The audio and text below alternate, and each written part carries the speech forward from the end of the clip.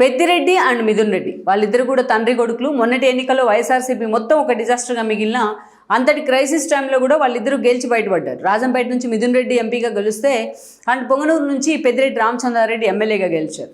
వాళ్ళిద్దరూ కూడా ఈ రోజున ఇప్పుడు వైఎస్ఆర్సీపీ నుంచి వాళ్ళకి నిజంగానే సఫికేషన్ ఎదురవుతోందన్న చర్చ నడుస్తోంది. అది నిజం కూడా. ఏ స్థాయిలో టీడీపీ నుంచి అటు జనసేన నుంచి వాళ్ళ మీద ఒక దాడి జరుగుతోన్నా ఒక భారీ స్థాయిలో వాళ్ళని ఎక్కడికి వెళ్ళినా కూడా టీడీపీ జనసేన శ్రేణులు అడ్డుకునే ప్రయత్నం చేస్తున్నా, ఆ స్థాయిలో వాళ్ళు సఫికేషన్ ఫీల్ అవుతున్నా ఎక్కడా జగన్మోహన్ రెడ్డి వాళ్ళని ఓదార్చే ప్రయత్నం చేయట్లేదు. ఎక్కడా వాళ్ళని పిలిపించి కూర్చోబెట్టుకొని వాళ్ళకి సర్ది చెప్పే ప్రయత్నం అయితే చేయట్లేదు. అలాగే పెద్దిరెడ్డి మీద మిథున్ రెడ్డి మీద జరుగుతున్న ఈ వ్యవహారంలో ఎక్కడా జగన్మోహన్ రెడ్డి జోక్యం కూడా చేసుకునే ప్రయత్నం చేయట్లేదు. సో ఓవరాల్గా ఈ పరిణామాలన్నీ కూడా ఆ తండ్రి కొడుకులు ఇద్దరు కూడా సఫికేషన్ ఫీల్ అవడానికి కారణం, ఒక పెద్ద కారణం అనే చర్చ జరుగుతోంది. అంతేకాదు అందులో వాస్తవం కూడా ఉంది. ఇక జగన్మోహన్ రెడ్డి చేసిన రివ్యూలకు సైతం జగన్మోహన్ రెడ్డి తాను ఓటమి పాలైన తర్వాత, తన పార్టీ కేవలం 11 సీట్లకే పరిమితమైన తర్వాత అటు సీనియర్ నేతలతోని, చాలామందితో, ఓటమి పాలైన నేతలతో, కొత్తగా గెలిచిన వాళ్ళతోని ఇక తన పార్టీ నుంచి ఎవరు జారిపోకుండా వాళ్ళని గట్టిగా పట్టుకునే ప్రయత్నం చేస్తూ ఉన్నారు, వాళ్ళని కన్విన్స్ చేసే ప్రయత్నం చేస్తూ ఉన్నారు.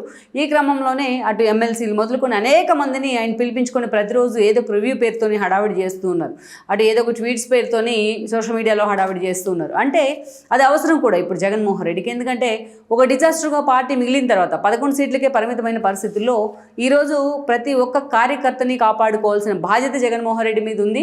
లేకపోతే ఆయన భవిష్యత్తుకు, ఆయన పార్టీ భవిష్యత్తుకు పూర్తి స్థాయిలో ఒక పులి స్టాప్ పడ్డట్టే. అందుకే ఇది గ్రహించలేని అమాయకుడేం కాదు జగన్మోహన్ రెడ్డి. అందుకని ఈ రోజున ఇన్నాళ్ళు కూడా 5 ఏళ్ల పాటు ఒక వెండెట్టా పాలిటిక్స్ని తెర మీద తీసుకొచ్చి కనీసం ఒక ఎమ్మెల్యే కూడా ఒక సానుకూలంగా ఒక అపాయింట్మెంట్ ఇవ్వని జగన్, ఈవెన్ మంత్రులకు కూడా ఈరోజు వాళ్ళందరినీ కూడా పిలిపించుకొని తాడేపల్లిలో మాట్లాడుతూ ఉన్నారంటేనే అంటే ఓటమి జగన్మోహన్ రెడ్డిని ఎన్నో మెట్లకు తీసుకొచ్చి కింద పడేసింది. కింద దిగటం కాదు ఆయన పొగరు, కింద పడేసింది. సో అలాంటి సిచ్యువేషన్లో జగన్మోహన్ రెడ్డి ఈరోజు అందరినీ పిలిపించుకొని మాట్లాడుతూ వస్తున్నారు. కానీ ఇప్పటిదాకా మనం ఈ నెల రోజుల నుంచి చూసినట్లయితే జగన్మోహన్ రెడ్డి అనేక మంది నేతలను, అనేక మంది సీనియర్ నేతలను, ఓడిన వాళ్ళను, గెలిచిన వాళ్ళను, ప్రజెంట్ పోస్టులో ఉన్న వాళ్ళని పిలిపించుకొని మాట్లాడుతున్నా ఎక్కడా జగన్మోహన్ రివ్యూలో పెద్దిరెడ్డి రామచంద్రారెడ్డి మనకు కనిపించలేదు. ఎక్కడా జగన్మోహన్ రివ్యూలో మిథున్ రెడ్డి మనకు కనిపించలేదు. సో ఓవరాల్గా ఇలా జరిగింది. ఇప్పుడున్న పరిస్థితుల్లో వైఎస్ఆర్సీపీలోని ఇలాగే కొనసాగినట్లయితే పూర్తిగా తమ రాజకీయ భవిష్యత్తుకే కాదు, తమ వ్యక్తిగత జీవితానికి కూడా పులి స్టాప్ పడ్డట్లే అన్న చర్చ అయితే ఆ పెద్దిరెడ్డి అనుచరుల్లో జరుగుతూ ఉంది. పెద్దిరెడ్డి అందరిని మిథున్ రెడ్డి కూడా ఇదే చర్చని తమ అనుచరులతోని పూర్తి స్థాయిలో ఇదే సంభాషణ కూడా చేస్తూ ఉన్నారన్న కొన్ని లీక్లు అయితే బయటకు వస్తూ ఉన్నాయి. ఇక వాళ్ళు అనుకున్నట్లుగానే అనేక రకాలుగా ఊహించని పరిణామాలు అయితే వాళ్ళకి ఎదురవుతున్నాయి. ఎస్పెషల్లీ పొంగునూరు కావచ్చు, అదేవిధంగా రాజంపేట పరిసర ప్రాంతాలు కావచ్చు, ఇక ఉమ్మడి చిత్తూరు జిల్లాలో తండ్రి కొడుకులు ఎప్పుడూ చూడని, అటు కాంగ్రెస్లో ఉన్న ఇటు వైఎస్ఆర్సీపీలో ఉన్న ఎప్పుడూ చూడని పరిణామాలు అయితే వాళ్ళు మొదటిసారి చూస్తూ ఉన్నారు.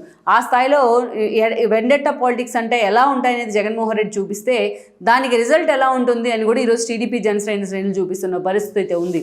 అటు అధికారాన్ని అడ్డం పెట్టుకుని ఇటు పోలీసుల్ని, అధికారులు, వ్యవస్థల మొత్తాన్ని తన గుప్పెట్లో పెట్టుకున్న పెద్దిరెడ్డి ఒక సామ్రాజ్యాన్ని సృష్టించారు ఉమ్మడి చిత్తూరు జిల్లాలో.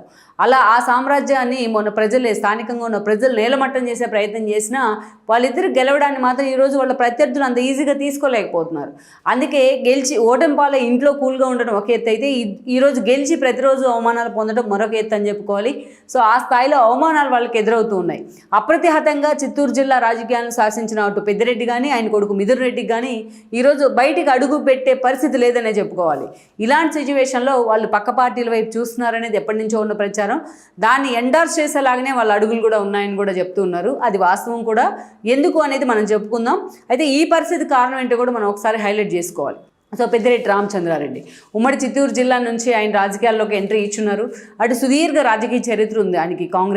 కాంగ్రెస్లో పలు ముఖ్యమంత్రుల సమయంలో పలు కీలక పదవుల్లో ఆయన పనిచేశారు, మంత్రిగా కూడా పనిచేశారు. ఇక వన్స్ ఎప్పుడైతే పెద్దిరెడ్డి రామచంద్రారెడ్డి జగన్మోహన్ రెడ్డి తన తండ్రి మరణం తర్వాత పార్టీని ఎస్టాబ్లిష్ చేసే ప్రయత్నం చేశారో అప్పుడు పెద్దిరెడ్డి రామచంద్రారెడ్డి కూడా జగన్మోహన్ రెడ్డి వెంట నడిచే ప్రయత్నం చేస్తున్నారు. ఇక పర్టికులర్లీ 2014 ఎన్నికల్లో ఆయనకు తిరిగి పొంగనూరు టికెటే ఇచ్చున్నారు జగన్మోహన్ రెడ్డి. ఆయన కొడుకు మిథున్ రెడ్డికి ఫస్ట్ టైం అది రాజంపేట ఎంపీ టికెట్ ఇవ్వడం జరిగింది.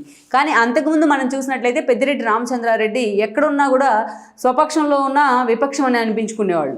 అటు కిరణ్ నల్లారి ఫ్యామిలీతో ఉన్న అంటూ పొలిటికల్ ఇష్యూస్ కావచ్చు, అంతకుముందు ఆయన రోసే హ్యామ్లో అంతే కావచ్చు, అనేక రకాలుగా ఎప్పుడు కూడా ఏదో ఒకటి అప్పుడు ముఖ్యమంత్రులుగానో పొజిషన్లో ఉన్న వాళ్ళ మీదనో ఏదో ఒక టైంలో ఏదో ఒక విమర్శలు చేస్తూ ఎప్పుడు కూడా మ్యాన్ ఆఫ్ కాంట్రవర్సీ అని పిలిపించుకుంటూనే వచ్చారు పెద్దిరెడ్డి రామచంద్రారెడ్డి. ఆ స్థాయిలో మోనోపలి అటు కాంగ్రెస్ అయినా ఇటు ఇంకో పార్టీ అయినా తన మోనోపలి అయితే చూపించుకోగలిగారు, ఆ స్థాయిలో ఫోకస్ అవుతూ వచ్చారు. బట్ ఆ నల్లారి ఫ్యామిలీతో మాత్రం ఎప్పుడు ఆయనకి ఇష్యూస్ అలాగే ఉంటూ వచ్చాయి, పొలిటికల్ ఇష్యూస్ అన్నీ కూడా జిల్లాలో ఒక ఆధిపత్య పోరు నడుస్తూ వచ్చింది ఆ రెండు ఫ్యామిలీల మధ్య. వన్స్ జగన్మోహన్ రెడ్డి వెంట నడిచిన తర్వాత పెద్దిరెడ్డి కానీ ఆయన కొడుకు మిథున్ రెడ్డి వాళ్ళకి అదే స్థాయిలో జగన్మోహన్ రెడ్డి ప్రయారిటీ ఇస్తూ వచ్చారు. 14 ఎన్నికల్లో పొంగనూరు నుంచి పెద్దిరెడ్డి ఎమ్మెల్యే అయితే అండ్ దెన్ మిథున్ రెడ్డి ఏదైతే రాజంపేట నుంచి ఎంపీగా గెలవడం జరిగింది. అప్పుడున్న పరిస్థితుల్లో పూర్తి స్థాయిలో పార్టీ మీద హోల్డ్ తెచ్చుకోవడం వాళ్ళిద్దరు సక్సెస్ అయ్యారు. ఉమ్మడి చిత్తూరు జిల్లానే కాదు, రాయలసీమ 4 జిల్లాల్లో పార్టీ మీద పూర్తి స్థాయిలో హోల్డ్ తెచ్చుకోవడంలో, జగన్మోహన్ రెడ్డికి తామే అత్యంత దగ్గర అని అనిపించుకోవడంలో అటు పెద్దిరెడ్డి కానీ ఇటు మిథున్ రెడ్డి కానీ పూర్తిగా సక్సెస్ అయి ఉన్నారు. అందుకే జగన్మోహన్ రెడ్డి ఈరోజు కాళేశ్వరం లాంటి ఇష్యూస్లో కావచ్చు, కొన్ని తెలంగాణ నుంచి తనకు వచ్చిన కేసీఆర్తో సానుకూల దృష్ట్యా వచ్చిన కాంట్రాక్ట్స్ కావచ్చు, చాలా అంశాల్లో పెద్దిరెడ్డి ఇన్వాల్వ్మెంట్ కూడా ఉందనేది ఎవరూ కాదనలేని వాస్తవం. ఇక ఆ తర్వాత మనం చూసినట్లయితే పెద్దిరెడ్డి 5 ఏళ్ల పాటు పర్టికులర్లీ 14 నుంచి 19 అంటే వైఎస్ఆర్సీపీ ప్రతిపక్షంలో ఉన్న 5 ఏళ్ల పాటు పార్టీ మీద ఆ గ్రిప్ తెచ్చుకోవడంలో సక్సెస్ అయ్యారు ఆయన. వన్స్ ఎప్పుడైతే 19 ఎన్నికలు వచ్చాయో, 2019 ఎన్నికలు వచ్చాయో, ఆ ఎన్నికల్లో కూడా సేమ్ టికెట్స్ దక్కించుకున్నారు వాళ్ళిద్దరు. సేమ్ పొంగనూరు నుంచి పెద్దిరెడ్డి గెలిస్తే and then Jaganmohan Reddy wave కావచ్చు, వాళ్ళకున్న ఒక సోలో ఇమేజ్ కావచ్చు, అండ్ రాజంపేట నుంచి మిథున్ రెడ్డి కూడా గెలవడం జరిగింది. సో గెలిచిన తర్వాత ఇక పార్టీ అధికారంలో ఉంది. మిథున్ రెడ్డి లాంటి వాళ్ళు పార్లమెంటరీ రిప్రజెంట్ చేస్తూ ఉంటే పెద్దిరెడ్డి మంత్రి కూడా అయ్యున్నారు జగన్మోహన్ రెడ్డి క్యాబినెట్లో. అప్పటి నుంచి తెలంగాణ 4 జిల్లాలతో పాటు అటు జగన్మోహన్ రెడ్డి కోటర్లీలో కూడా అత్యంత ప్రాముఖ్యత ఉన్న వ్యక్తిగా పెద్దిరెడ్డి మారుతూ వచ్చారు. జగన్మోహన్ రెడ్డి కూడా ఆయన్ని ఆ స్థాయిలో ఓన్ చేసుకున్నారు. ఇక పలు జిల్లాలకు ఇన్ఛార్జి మంత్రిగా కూడా ఆయన వ్యవహరించారు. ఇక రోజా లాంటి వాళ్ళు తన పక్కనే అదే జిల్లాలో నగరీ కాన్స్టిట్యున్సీ నుంచి ఎమ్మెల్యేగా ఆ తర్వాత మంత్రిగా ఉంటే ఏ స్థాయిలో ఆమె మీద ఒక వెండెట్ ఆఫ్ పాలిటిక్స్ని పెద్దిరెడ్డి తెర మీదకి తీసుకొచ్చారు.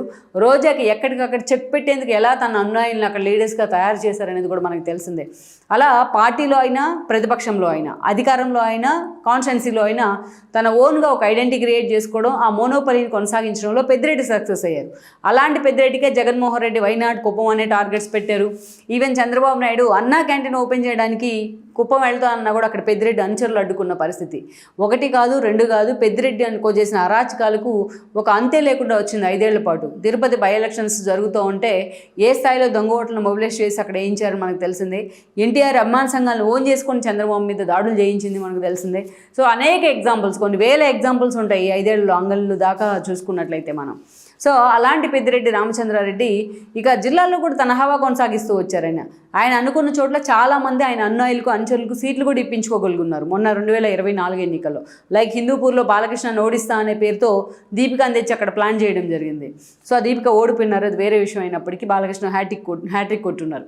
దెన్ మనం చూసినట్లయితే ఇక రాయలసీమ 4 జిల్లాలో ఒక సజ్జల లాంటి వాళ్ళు ప్రధాన సలహాదారుగా ఎలా ఉన్నారో, ఒక విజయసాయిరెడ్డి లాంటి వాళ్ళకి ఉత్తరాంధ్ర బాధ్యతలు ఎలా ఇచ్చారో, రాయలసీమ 4 జిల్లాల బాధ్యతలను ఆ స్థాయిలో పెద్దిరెడ్డి నిర్వర్తిస్తూ వచ్చారు.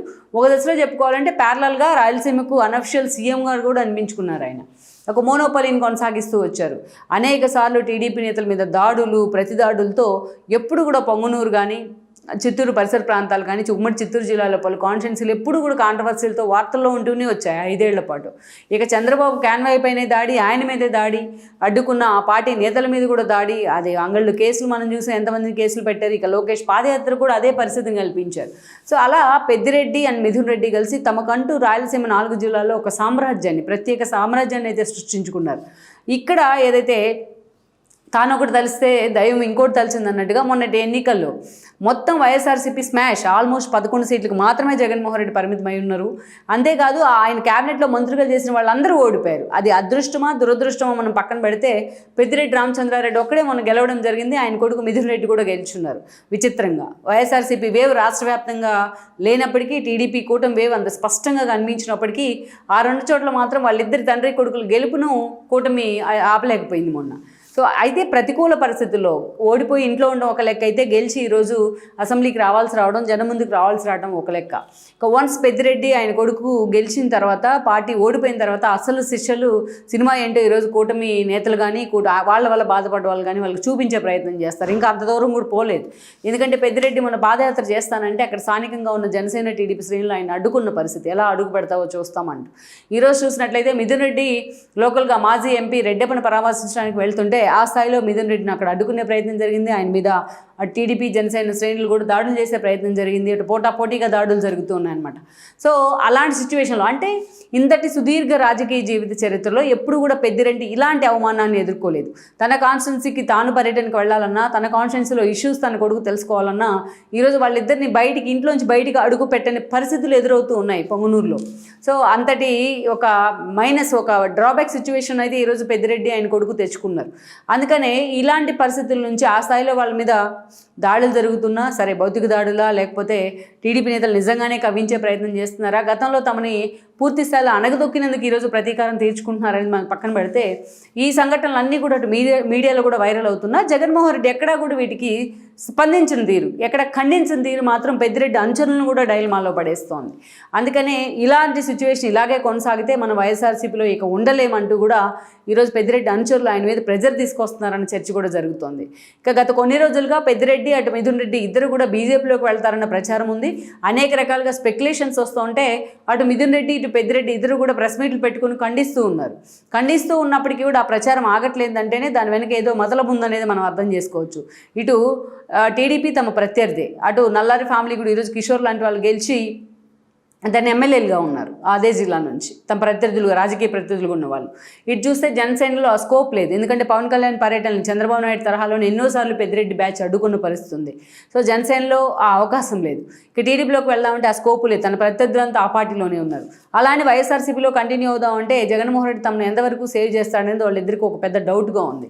ఇలాంటి సిచ్యువేషన్లో కాషాయ పార్టీ ఒక్కటే తమకు సరైనమని వాళ్ళు భావిస్తూ ఉన్నారు. అందుకే బీజేపీ వైపు నిజంగానే చూస్తున్నారని చర్చ ఉంది. ఇప్పటికే బీజేపీ స్థానిక నేతలతో చర్చలు జరిపారని కూడా చెప్తున్నారు. కొంతమంది బీజేపీ అగ్రనేతలు ఇప్పటికే మాతో వైఎస్ఆర్సీపీ నేతలు టచ్లోకి వచ్చారంటూ కూడా కొన్ని రోజులుగా ప్రచారం చేస్తూ ఉన్నారు.